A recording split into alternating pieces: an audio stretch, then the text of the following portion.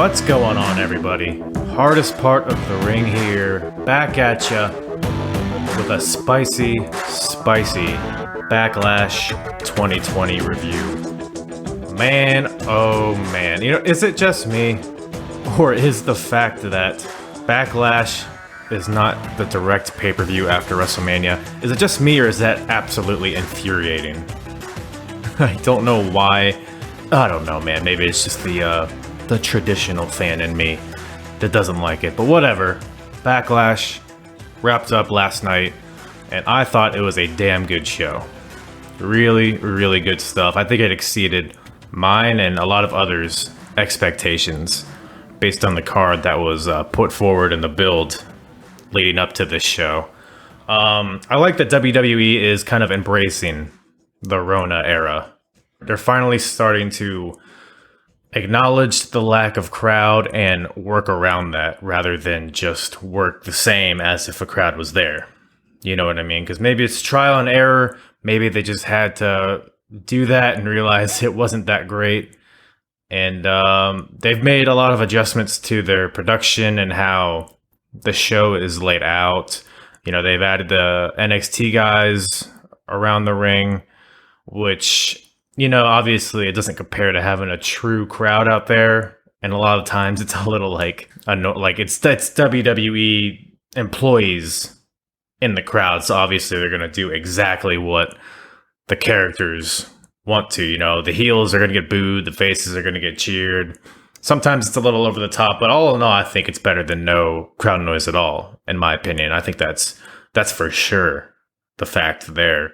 Also, just, you know, using more pre-recorded stuff. You know, I mean, we'll get into it as we dive into the show, but I like the Street Profits Viking Raiders stuff. I liked the Backlot Brawl for the most part. You know, stuff like that, I think, has its place during this timeline we're in right now.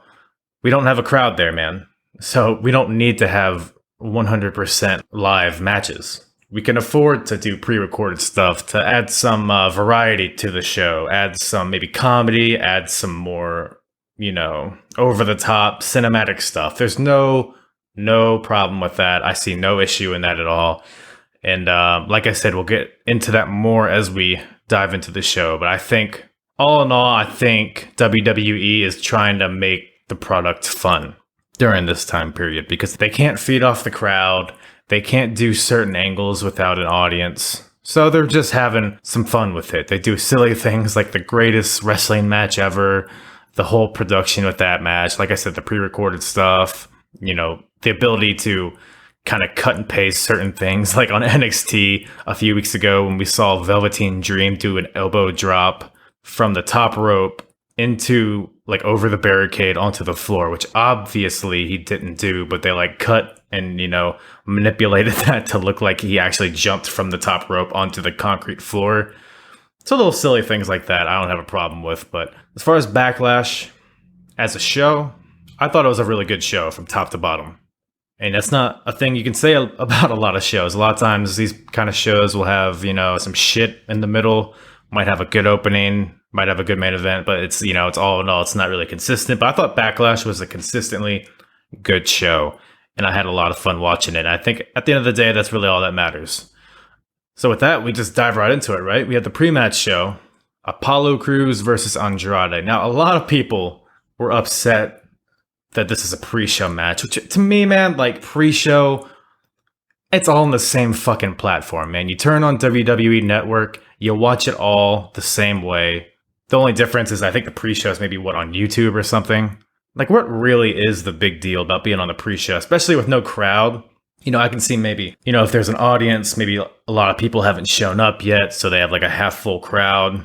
Or, you know, back in the pay-per-view days, you know, you would pay for the real show, and a lot of people would only see that full show. They wouldn't worry about the pre-show, but nowadays, man, it's all the same. It's all the same crowd, same commentary table, same set, same platform that you're watching it on. Like, what does it really matter if it's on the pre-show or not? Personally, I could do away with a pre-show or like just cut it in half and make it a little bit more succinct because they use the same video packages on the pre-show that they do during the real show. So there's really not a lot of value, in my opinion, from these pre-shows. But nonetheless, Apollo versus Andrade. Whether or not it's on the pre-show, or I keep saying pre-show, I'm sorry. Whether or not it's on the pre-show or not, damn good match between these two. Pretty short, but they made every second count that they were out there, man. I am loving Apollo Crews' title reign. It's still early, it's still, the jury's still out on it in a certain aspect, but I love how they're kind of structuring it. One thing they have to do, one thing that they've always had to do, but I think they've kind of failed at, is differentiate the US title and the WWE title. Because how it's perceived and how it's executed, it's really the WWE title's up here, and then a couple notches below is the US title. And I think they could do a lot more with that, a lot more than that. Because the WWE title, that's the main event, that's the spectacle, that's the character-based stuff, that's the marquee. Tune into this pay-per-view to watch this. But then you have the US title, which, in my opinion, should be more geared towards workhorses. More geared towards, I'm going to defend this title. Maybe, if not every week on TV, a lot of weeks on TV. And then going to build up to a match on the pay-per-view where we're going to give you a barn burner every single time. And I think Apollo fits that kind of slot for that champion that they would need to kind of illustrate where the US title should fall in the hierarchy of titles. So, like I said, it's early in his reign. It's probably too early to kind of grade it. But so far, I'm really, really enjoying it. A really good match here with Andrade. Apollo, of course, gets the win here with his little toss powerbomb deal. Kevin Owens is on commentary ringside. He prevents Angel Garza from getting involved. Apollo takes advantage, gets the win. Good stuff here. Like I said, pretty short, but very, very fun match. I almost expected Kevin Owens to turn on Apollo at the end. They were both walking up the ramp. It was very reminiscent of when Kevin Owens turned on Sami Zayn that first time, but didn't happen here. And honestly, I don't know if they have enough baby faces on the roster to turn Kevin Owens again. I feel like also Kevin Owens is really hitting his groove as a babyface. So I really hope they don't turn him, especially since, he's kind of been flip-flopping for the past couple years. So I hope they kind of keep Kevin Owens on this path that he's on now and don't flip-flop him too much. But yeah, looking forward to see who Apollo works with after this. Maybe Angel Garza, somebody, I don't know. But good stuff there. And then on the official show, first match, we have the Women's Tag Team Championship on the line. We have Sasha Banks and Bayley, the Tag Team Champions, versus Alexa Bliss and Nikki Cross versus the Iconics. Now, right off the bat, just gotta say it, Sasha Banks annoys the fuck out of me, dude. I don't know if it's by design or not, but man, if it is by design, she's executing it very well because I cannot stand this bitch. Her pre-match little deal, they had Sasha and Bayley backstage talking to Charlie Caruso, I think. Basically, Charlie asked them if they lose the titles, is that going to ruin their relationship? And then Sasha interjects, dude, her overacting ruins every segment that this bitch is in. It is so it's like she's in her first day of wrestling school and learning how to cut a heel promo, and she's just doing every heel trope that she can in a really clumsy, clunky way. It's just so the mark of somebody who's good at promos, in my opinion, is when they talk and I can immerse myself in what they're talking about. Sasha is the opposite. When she grabs a mic and starts talking, I immediately am like, man, I'm watching a scripted TV show. Actors do that too. It's not, exclusive to pro wrestling, but Sasha exemplifies that to the nth degree, man. She's just cringe on cringe on cringe. Everything she does, her body movements, it's like she's too cognizant of photos being taken.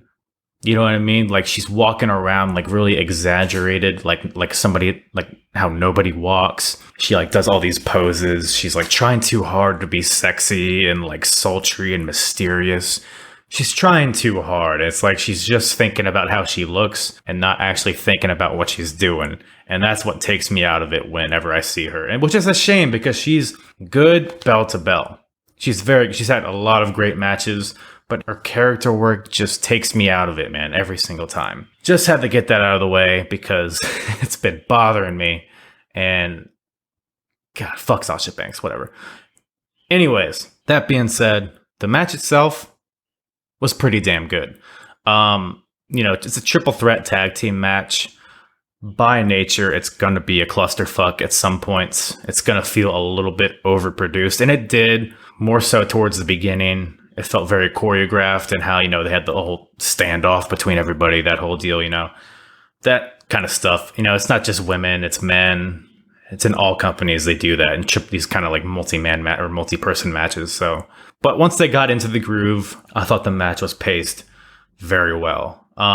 Women's wrestling has progressed so much, man. I don't think we as fans sit back and appreciate it as much as we should. Women's revolution and all that gets thrown around a lot to the point where people don't even hear it anymore. It's just kind of like a buzzword that people like to throw out. But literally, dude, like, as somebody who's watching wrestling in multiple different timelines right now, like, I'm watching the Attitude Era stuff and even like the mid-90s stuff, and watching women trying to, like, it's like Bambi on roller skates on an ice rink, man. Like, it's a lot of it is very terrible and very, very clumsy, very unathletic, and just kind of no rhyme or reason to a lot of things. And that kind of stuff really makes me appreciate women's wrestling nowadays. And I thought this tag team match exemplified how far that they've come and how they kind of portray women as legitimate athletes. And I thought all 6 women in this match worked really hard, and I thought it felt very smooth. It felt very fast paced, which is good because a lot of these women, especially like the Iconics or even like Alexa Bliss and Nikki Cross, a lot of them don't get an opportunity to show what they can do. A lot of it is just character work. A lot of it's just a moment of bliss, or like the Iconics doing their little catchphrase deals. They don't get a lot of chance to show what they can do in the ring, and I thought this is a good showcase for all of them, and I thought they worked together really well. Ultimately, Sasha and Bayley get the win when Sasha rolls up Alexa Bliss hits the Twisted Bliss. Sasha Banks comes out of nowhere, sneaks a roll-up victory over Bliss, retaining their tag team championships. Good stuff here. Match is good, and it kind of preserved the build that they're kind of creating for Sasha and Bayley.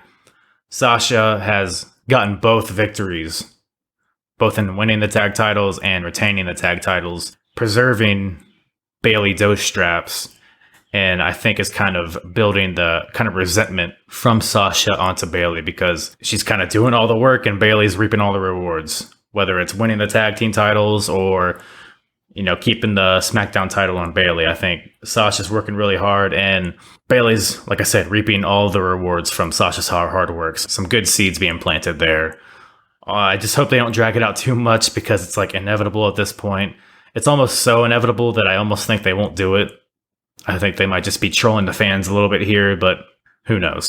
But good match overall.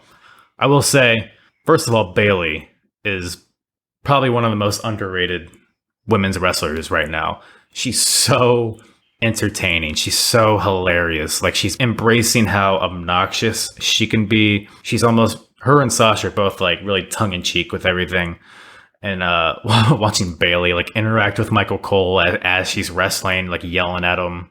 Just her character work in general has been really top notch lately. And I think she's finally starting to break out from, because Bayley, her first couple years on the main roster, she kind of blended in to everybody else and what everybody else is doing. But I think she's finally straying away from the pack and establishing her own character.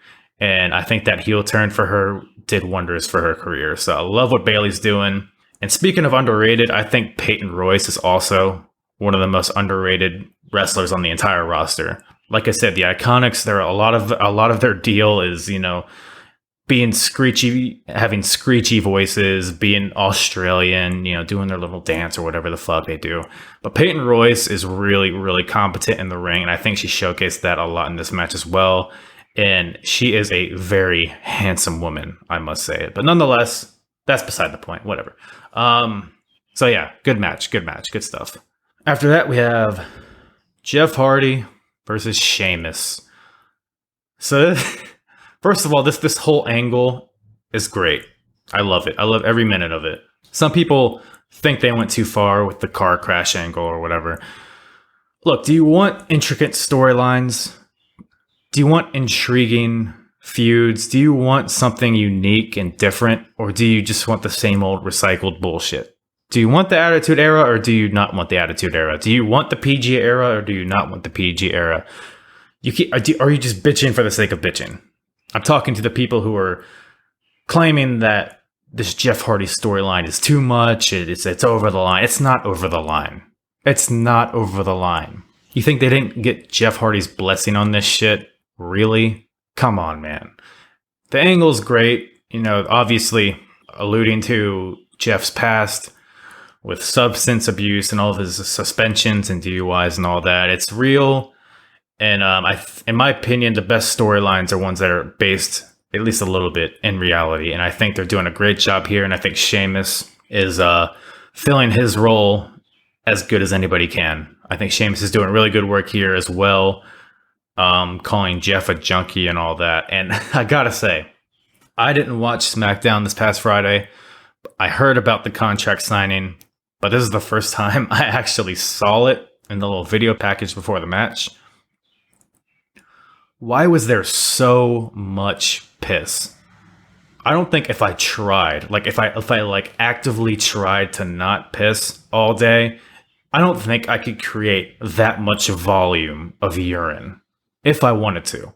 I am thoroughly impressed by the sheer amount of piss that seeped out of Jeff Hardy's urethra. Incredible. Incredible. They, you know, redid the thing that Shawn and Vince did like 10 years ago or whatever, where Jeff threw the piss in Sheamus's face. It's silly, it's whatever, but I thought it was funny. Somebody, for the love of God, give Jeff Hardy some water, man. That dude is dehydrated, but whatever. Nonetheless, the match itself was really good. A lot of it was Sheamus dominating the match and really putting over what a piece of shit he is. Really good character work by Sheamus in this match. You know, he's beating down on Jeff Hardy and he's yelling at the audience, "You're all enablers," or however he talks. And then, you know, yelling at Michael Cole because Cole has kind of been giving Sheamus the shaft. Has been talking more about Jeff Hardy and not enough about Sheamus in his eyes. So Sheamus is yelling at the crowd, yelling at Michael Cole. You know, he's beating down on Jeff Hardy. He picks up Jeff Hardy to give him the beats of the Baldwin. And he's like, "All right, Jeff, I'm going to beat the demons out of you." And he's yelling at him and talking shit as he's doing it.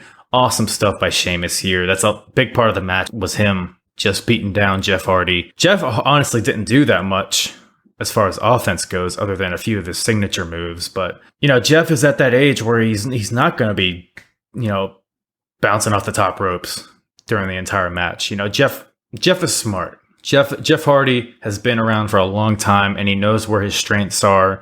He knows where his weaknesses are. And what he's very strong at is selling and bumping. And what Sheamus is good at is making people bump and making people sell. So I thought it was there's some good cohesion there. And I think Jeff, as always, is one of the best sellers in the business and really just reinforced how dominant Sheamus is. And I really like the finish to this match too. You have Jeff he's walking the barricade, that move he always does, but then he gets caught in midair with a brogue kick on the outside. Sheamus throws him back in, gives him a second brogue kick for the 1-2-3. Each kick looked super stiff. I don't know if it was stiff or if that's just Jeff's selling of it. Either way, really good stuff. Loved every second of this match. And I think Sheamus came out of it looking dominant, looking credible. And I think, you know, looking at the roster, I wouldn't be surprised if Sheamus is next to challenge for the Universal Championship. So if the goal here was to make Sheamus look dominant and make him look like a credible challenger, I think they did that very well. And ultimately, that's really the goal here. So good stuff here. Good stuff by Jeff. You know, I think, like I said, Jeff is transitioning his style due to his age, which is very smart. And I think Jeff has been showing off the best mic work of his career in the past few weeks. So if he can't rely as much on the high flying bumps, he's relying more on the character work, more on the selling, more on the mic stuff. And I think Jeff is doing that very well, but definitely winding down for him. Don't want to see him take too much more damage. Lord knows this guy's already been to hell and back in his career, but good stuff by Jeff here. Good stuff by a very underrated Sheamus. Loved it. After that, we got the Raw Women's Championship on the line. Asuka versus Nia Jax. Now, I know people went into this match wanting to shit on Nia. Nia Jax gets so much shit from the fans, including me. See episode 14 of the Apron Bump. But I think this was a pretty damn solid match. These two have really good chemistry. Either that or Asuka's just a really good leader in the ring. But whatever the case may be, I enjoyed this match for what it was. However, what the fuck, man? Can we stop it with the countouts on pay-per-views? For the love of God, there are other ways. If you want to stretch out a feud for several pay-per-views, go nuts. But there are other ways to do it than these bullshit finishes. You could have Asuka get a shitty win, with the help of Kairi Sane, have her roll up Nia Jax, or have Nia slip on a fucking banana peel and break her neck. Whatever the case may be. If you want to keep Nia looking strong, but keep the title on Asuka, there are other avenues to execute that. But just having a count out, it's lazy. It's done to death. We really, really need to stop doing that shit on pay-per-views, please. Whatever. The match, up until then was pretty good. Like I said, I think people were just waiting for Nia to, tear Asuka's larynx or, give her a concussion or fucking roll her ankle. I don't know, whatever injury I think people were expecting from Nia onto Asuka. Asuka seemed to come out unscathed, which, nowadays that's really all we can hope to see from Nia Jax. But other than that, pretty solid match here. And I assume we'll see a rematch at some point until Charlotte inevitably takes the title from her. Whatever. But anyways, next match, the Universal Championship. Braun Strowman versus Miz and John Morrison. Now, first of all, I'm glad that they took the co-champion thing out of it. Like they did when, AJ Styles faced Kevin Owens and Sami Zayn. They were building it like if Owens and Zayn win, then they're going to be co-champions. Which we all know that's never going to be a thing, right? And that's initially how they were building this match too. Like if Miz and Morrison win, then they're both going to be Universal Champion. I'm glad that they strayed away from that and made it so whoever got the pin would be champion. And that ultimately ended up factoring in the finish of this match when I think they hit like a double team move on Braun Strowman. It was like a skull crushing finale combination with a stomp from John Morrison off the top rope. It looked really good actually, but Morrison went for the pin after that, and then Miz ripped Morrison off of him because obviously he wants to be champion. But then he had second thoughts about it and then told Morrison to pin him again, and then obviously, at that point, too much time had elapsed, so he couldn't get the 3 count there. And then pretty soon after that, Braun hits the power slam on Morrison for the win. Braun retains the title here, as expected. The match overall, man, I really like this match, actually. I expected, not a lot from it, but I think it was paced very well. And I think Morrison looked like a star in this match. And I think Miz played his part very well as well. As, the scared chicken shit, slimy heel that he is, that character that he thrives on. And I think everybody did very well in this match. Hopefully Miz and Morrison break up eventually. I think there's so much more value in the two individually than there is as a team. I'm glad they got back together just for the nostalgia, even won the tag team titles and defended them. But I think they've done all they can do as a tag team in 2020. And I think Miz needs to get back to doing what he does. And I think Morrison needs a serious run on top because that guy has earned it. I've been back and forth on Morrison, as I've been watching him during his career. But I think he's doing his best stuff nowadays in the ring. And I think he's just a really likable dude, I'm a big Survivor fan, right? And by big Survivor fan, I mean, I watched like the last 20 seasons in the span of like 6 months. And one of those seasons, John Morrison was on it. And the dude is so likable. He seems like a really cool dude that fans could really latch onto. And, they flirted with that, in the late 2000s when Morrison was a top babyface on SmackDown and he was challenging Jeff Hardy for the world title and facing CM Punk and stuff like that. I think Morrison has a place in the main event scene, and I would really like to see him and Miz break apart and really both of them kind of rise up to that main event scene, because Lord knows they need it. Especially now when you have a diluted roster, you need all the star power you can get. And I think these two guys, like I said, provide more value as singles than they do as a tag team at this point. And I think they teased a breakup at the end of this match with Miz tearing Morrison off of Braun Strowman. So we'll likely see that, and I hope we do. I really hope we do. And I'd be remiss if I didn't mention the music video at the beginning. If you don't think that song slapped, I will never be able to take your opinion on music seriously. That fucking hey, or whatever. I need to go look it up again, because that song was a banger. An absolute banger, and I am mad that Braun Strowman interrupted it. Fuck you, Braun. Anyways, what do we have after that? Oh, doggy. We have the WWE Championship on the line. Drew McIntyre versus Bobby Lashley. I really enjoyed this match, as I anticipated that I would. I'm not really breaking any new ground here. This isn't exactly a hot take, but MVP and Lashley is an outstanding pairing, dude.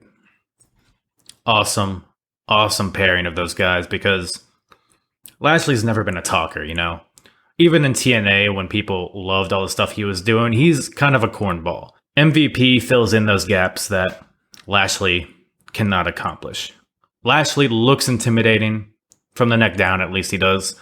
And MVP is able to articulate what Lashley plans to do and the direction that Lashley intends to go. I've always loved MVP. He's always been one of my favorites. I think he's one of the best on the mic that they got now. And he's very believable. And I think that's a thing that you don't see in a lot of modern characters. MVP immerses himself in the universe that he's in. And he comes off very legitimate and very authentic when he speaks. He doesn't come off like a TV character. He's not like Lana. When Lana speaks, it's like, okay, she's doing a character now. Just like Sasha. Lana overacts way too much and it ruins every segment she's in. But MVP, you throw him in there instead of Lana. Now you got a legitimate mouthpiece and somebody that could actually take Bobby Lashley to new heights. He's not Leo Rush. The whole Leo Rush thing was really, it had its high points, but ultimately it was just a cartoony little stupid thing that did no wonders for Bobby Lashley as a character. So love the pairing there, and love the match too. You had the pre-match attack from Lashley, which established sympathy for Drew McIntyre and established an uphill battle for him during this match, because before the match they were kind of on even playing fields, but now you have Lashley being a heel, as a heel should, attacking Drew before he's ready, putting Drew at a disadvantage in this match, making Drew fight from underneath, which is textbook heel face psychology. So good stuff there, hard hitting. Ultimately the finish comes when Lana walks out, distracts Lashley, distracts MVP. It's a whole schmoz, and then Drew whips out a Claymore for the win. Drew retains the WWE Championship, which I am all for. I would love to see Lashley with the belt at some point, but I think right now he's just the right dude at the wrong time. Drew McIntyre is an awesome champion. Don't let the ratings fool you. The ratings aren't indicative of how well the WWE champion is performing. It's about wrestling as a whole, and it's about WWE as a whole. Drew McIntyre has been awesome. You can tell his promos aren't scripted. He's allowed to be himself, which I think helps a lot. I wish more people had that freedom. But Drew is just a really likable guy. And he's a real badass. He's a larger than life looking character, but also very likable. And I think that's a perfect blend for a top babyface champion. And I hope he holds on to it for a long time. I just question, where does he go from here? Is it just a rematch with Lashley? Probably, right? Or maybe Drew goes on to face Randy Orton. Or maybe Kevin Owens or Andrade. I don't know. I feel like they don't have a lot of legitimate heels on Raw now that I'm thinking about it. But nonetheless, should be interesting to see where it goes from here. Good stuff. Then after that, boy howdy. The Raw Tag Team Championship was on the line, kinda.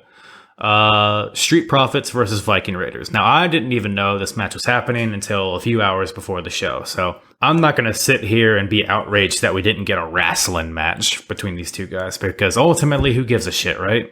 You know, all these skits and all these pre-recorded cinematic type stuff for these tag teams has done more for the tag team division than anything has in WWE in the past few years. Now, I have a whole podcast going into this in depth, shutting down the idiots, Smarks Are Ruin Wrestling, a few episodes ago. So if you want my really, really in-depth thoughts on this feud, I invite you to check that out in the archives. But just a quick overview of this. I love what they're doing, I think. These skits, these pre-recorded stuff, this out-of-the-ring stuff establishes characters for both the Profits and the Vikings. Because before, they were just nameless, faceless tag teams. You know, they had their music or whatever. They had their signature moves that they do every match. But nobody really associated personalities with these guys. But after all this, now we know who these four people are. For better or worse, we know who these four individuals are. And now, once they do have an in-ring match, we'll be invested in it. Because the Viking Raiders and Street Profits have had several matches on Raw and NXT. I bet you can't remember fucking one. You know why? Because nobody cared. You know why they didn't care? Because they didn't commit time to building their personalities. Now, they have not only built their personalities, but now they're one of the most talked about parts of Monday Night Raw. So now when they do have a title match eventually, people are going to be invested in it. And then going forward, when other teams get thrown into the mix, they'll be invested in them as well. Would it have been nice to see an actual match on this pay-per-view? Sure. I hear ya. But you also got to consider this match was placed in the let-up part of the card. You know, you just had your WWE title match that's been built heavily over the past few weeks. And then right after this, you have the supposed greatest match ever. So why are you going to go out there and try to have a great match when it's guaranteed that the match after this is going to be better? You know what I mean? So, like, I think there's just more value in the cinematic match that they did. And especially when you factor in that a lot of people probably haven't seen the skits on Raw because guess what? Nobody's watching Raw. So it's a good thing. It was a good way to showcase the personalities of these four guys. 5 if you count Tozawa. And I loved it personally. I get it. It's not for everybody. I get it. But if you're going to go out and claim that, you know, okay, yeah, sure. It was a budget version of Rush Hour 4. Sure. It was silly. The callbacks to all the skits they've done on Raw, yeah, it was a little cartoony, but it was fucking fun, okay? It was entertaining. I didn't tune out of it like I do with so many matches. It was unique and it stood out. And if you're going to claim, like I said, I go into way more depth than this in a previous episode. But if you're going to go ahead and claim that this kind of stuff is ruining tag team wrestling, you're just completely absent of logic. You're completely unable to view things broadly in a macro level. Because if you look at this in a vacuum, it's just silly bullshit. But overall, it's building these teams to increase the visibility and the emotional investment of the tag team division. So no, it's not why the tag team division is a joke. If anything, it's what's revitalizing the tag team division. As long as they don't drag it out too much, all of this skits, all of these comedic stuff that they're doing is overall going to improve the tag team division. It's going to put more eyes on it, and it's going to establish characters that people can actually latch onto and care about. So no, it's not ruining tag team wrestling. It's improving it. Eat my asshole. After that, we have the greatest wrestling match ever. By golly. Was it the greatest wrestling match ever? In my opinion, no. I think there's a lot of matches that stand above this match in terms of, be it technical, build-up, emotional investment, crowd reactions, atmosphere, all those things come into play. I think a lot of matches, maybe not a lot of matches, but a good amount of matches stand above this match in my opinion. But that being said, I really, really love this match. I thought, in my opinion, I think it's definitely Randy Orton's best match. And as far as Edge goes, as far as just like pure singles matches, I struggle to think of anyone better. He's had a couple good matches with Eddie Guerrero, some good ones with John Cena and Shawn Michaels, but I think this match stands above all of them, in my opinion. But as far as being the greatest wrestling match ever, I say it's not, and that's based on a few things. First of all, the build-up is too cheesy. And maybe that was by design, but in my opinion, you can't ultimately have the greatest match ever when the build to the match is literally, can these guys have the greatest match ever? It's silly, it's dumb. I hated it. I hated every bit of it. I hope to God it was just like a rib. I hope it was more tongue-in-cheek than anything, but for some reason I feel like they thought that people would like this tagline, and it really ultimately just became a meme. It became a joke. The build up before, like the build up to WrestleMania, they have the inherent history together. They have all that stuff. Randy attacking Beth, Edge coming back from injury, Randy, Edge claiming that Randy has coasted. They had all that stuff. They had all the ingredients, and they were able to do so much with this feud. But then they had this umbrella, this dark cloud over everything. This is the greatest match ever. And with the fucking Panic at the Disco music. Why? Why is Panic at the Disco the theme for the greatest match ever? I get the name of the song or whatever. I get it. But like, I didn't need it. We get it. We see the graphic. It says greatest match ever. You don't need, this is the greatest show. Like, fuck you. Fuck off. Fuck you. Fuck you, Panic at the Disco.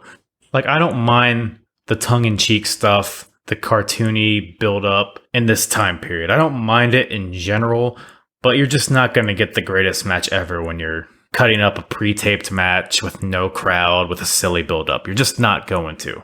And that's really unfair, because I think this match was really good. I think if these two guys literally would have just had this match at WrestleMania, I think it would have been so much more better received. I think you would have had an actual argument for being the greatest match ever had you just not had the stupid ass tagline along with it, and had you just had this match at WrestleMania. I mean, it was probably around the same length, right? Probably a little bit shorter than what they did at WrestleMania. The fact that this build was literally, can these guys have the best match ever? It's just ass backwards psychology. Because the quality of a match is more than just the chain wrestling, the pacing, the callbacks, and all that. It's more than that. It's about utilizing the build-up and translating that into physical combat. That's what Flair and Steamboat did. That's what HBK and Undertaker did. That's what Omega and Okada did.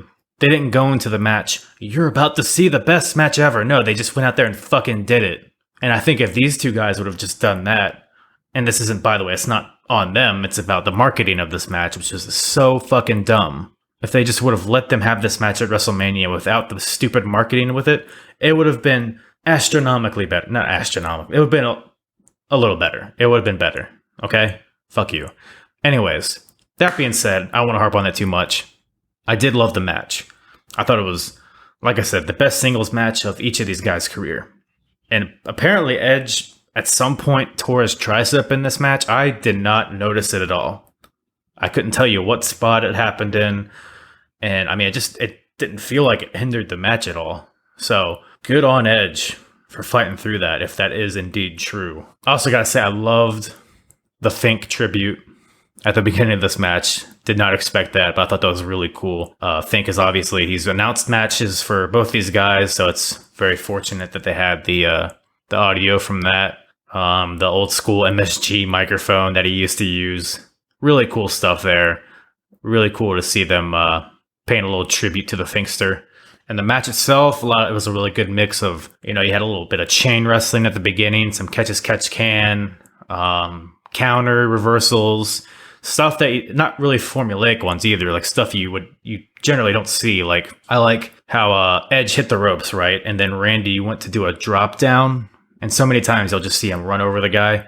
But Randy took the time to like grab Edge's leg and like trip him up. Like little stuff like that, little psychology stuff that is kind of abnormal from what you usually see, I think is what really lended to making this match so good. It's the little things. That's what Randy Orton does so well. And that's what Edge does so well. Psychology and the little details. And that's what really makes a match stand out. Like I said, you got the chain wrestling in the beginning. The match kind of progresses. You have a few high spots. You have a really awesome looking superplex from Randy Orton. You have like the draping DDT, but from the third rope instead of the second. Little things like that like amped it up more than a normal match would be, I think, put this match on a different level. And then you had, they get to the beginning and then you have more like modern style finisher battles, a lot of false finishes. You could argue that they went a little over the top more than they should have, but I think it played out pretty well the way they did it. I love the callbacks in this match. The Flair chops. They call back to the Flair Steamboat matches with the Flair chops and the Steamboat dropkick. Edge paid a lot of homages to Christian with the Unprettier and the little pendulum dropkick he did in the corner. You have Randy Orton pedigreeing Edge. The Rock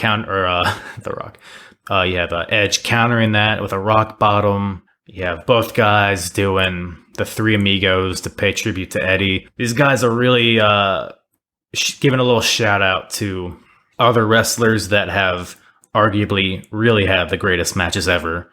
So I think that was a really cool little detail they added to this match as well. I kind of wish they would have like done an Omega Okada tribute, just kind of like as a joke, like have like Randy Orton go for the One Wing Angel and then Edge counter into a Rainmaker clothesline or something, so something like that. I thought that would have been really funny, but they probably don't know who either of those guys are anyways, but whatever.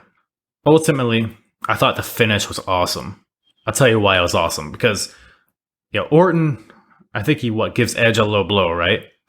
Puts him down and then gives him his super finisher, the punt. Something we haven't seen in a very long time. Nobody gets up from the punt. 1, 2, 3. Gives Randy Orton the win. So awesome because it made sense, because we've seen so many finishers in this match already. So you really have to resort to pulling out a move that has put people out for months. So it made a lot of sense for Randy Orton to whip that out, but also preserves Orton as a heel, because he used a low blow to put him in that position. So you can kind of attribute that as a cheap win for Randy Orton. But I think it accomplished everything that these guys set out to do. I think they had a high bar. They had high expectations and seemingly unsurmountable expectations. But I think these guys went out there, worked a really smart match, worked really hard, and produced a match that I think a lot of people, I hear a lot of people say that, yeah, it was the greatest match ever. And if people don't think it's the greatest match ever, a lot of people are saying that it was probably the best match of the Corona era, the best match in the past 5-10 years, whatever people may be saying. A lot of people love this match, and I think that's really all you can ask for. That's really all you could have asked for from this match. Greatest wrestling match ever. That's really subjective. That's really a shitty tagline and a really shitty goal to have. But I think these guys obviously had the best match of the night, probably the best match of the year so far, and the best matches of each of their careers. So major props to both these guys. I really, really love this match. It's probably a match that I would go back and watch, which I can't really say that about a lot of matches nowadays. So it's a true testament to the skill of these guys. And also another detail of this match, the fucking canned crowd noise. I touched on it earlier, but man, I don't know if I like it or not. I will say I didn't hate it as much as I thought I would. I think it added a lot to certain spots in the match, but there were also spots where it was more distracting than anything.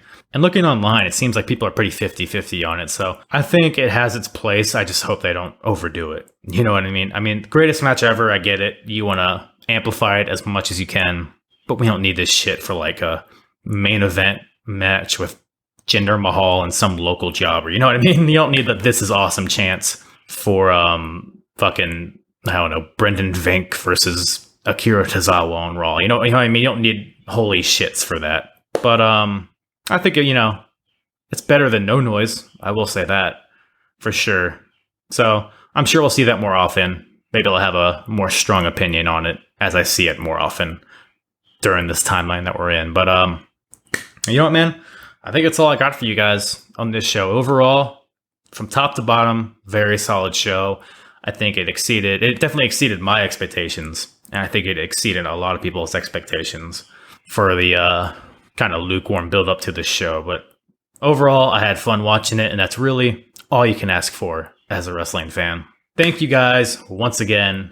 I know I say it every time, but really, really appreciate the support that you've shown this podcast recently. My views have been going up at a pretty high rate lately. Seeing a lot of downloads from all over the world. It's truly, truly humbling, and I really appreciate the support once again. So, y'all, take it easy, and I'm hard.